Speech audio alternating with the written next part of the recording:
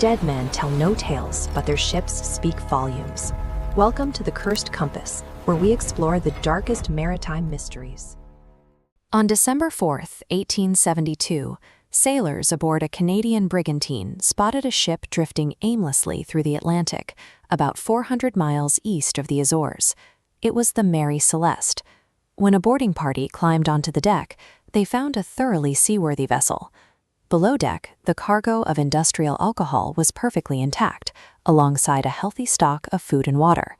But the ship's lifeboat was gone, and there was not a single person on board.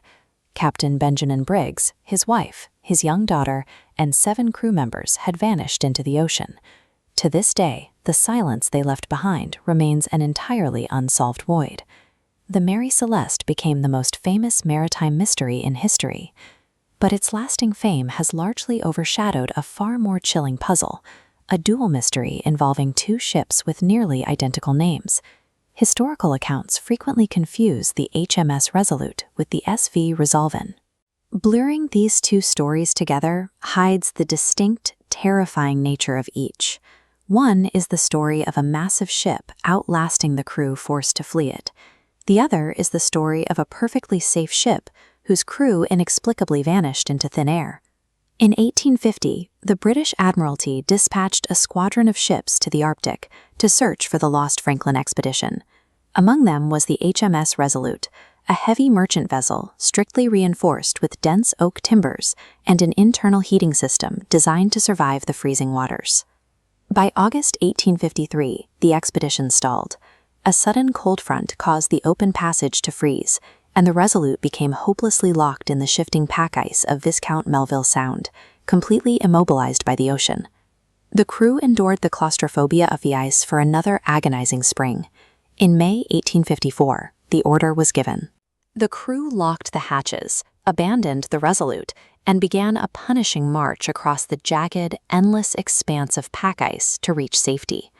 Over a year later, in September 1855, the American whaler George Henry spotted a ship drifting freely off the coast of Baffin Island.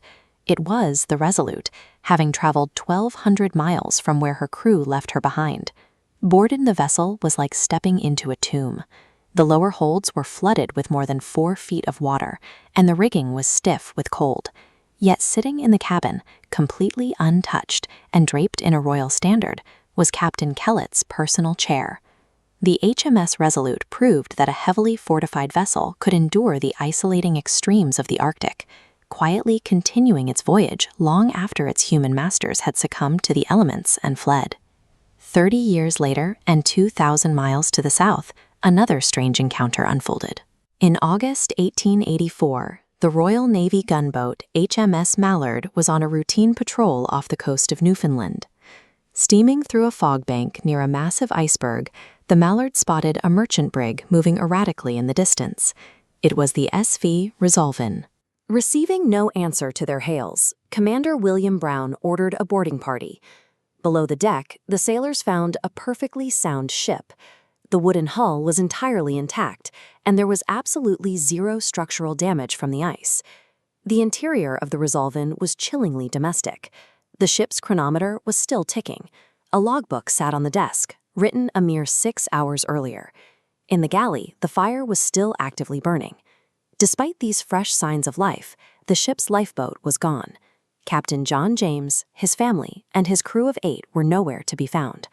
The leading historical theory suggests that the crew, unaccustomed to northern waters, panicked in the darkness when they saw the iceberg looming in the fog and foolishly abandoned the ship.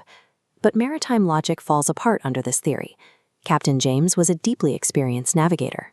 To abandon a warm, seaworthy vessel for a freezing open-water lifeboat is a desperate, fatal choice, one a seasoned captain would only make if driven by an immediate, unseen terror. Without a single survivor to testify, the Resolven remains a true void on the water. The mystery of the Resolven left an enduring mark on local folklore. Over a century later, a chilling, unverified story emerged from Deer Harbor, Newfoundland, passed down directly to Captain James's descendants. According to the legend, around the time the ship was found, residents discovered a frozen man in a captain's uniform sitting against a tree. staring blindly out at the sea.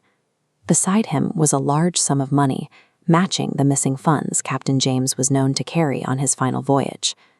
The physical vessels themselves met vastly different fates.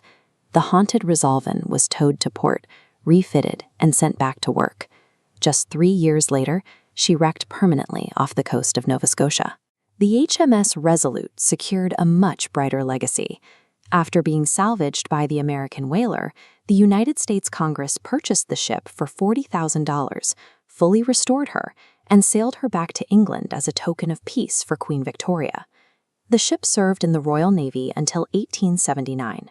Upon its retirement, Queen Victoria ordered the ship broken up, taking the battle-hardened oak timbers and having them carved into a magnificent partner's desk, which she presented to U.S. President Rutherford B. Hayes. That exact piece of salvaged ghost ship timber now sits in the Oval Office. Known as the Resolute Desk, it features a highly detailed brass plate framed by ornate wooden carvings. The text explicitly immortalizes the ship's endurance in the ice, noting the exact coordinates where it was abandoned in 1854 and where it was extricated 16 months later. We carve desks out of oak and meticulously update our logbooks to project a sense of dominance over the natural world. But the empty decks of the Resolven and the frozen, drifting hull of the Resolute prove that the ocean will always keep its darkest secrets.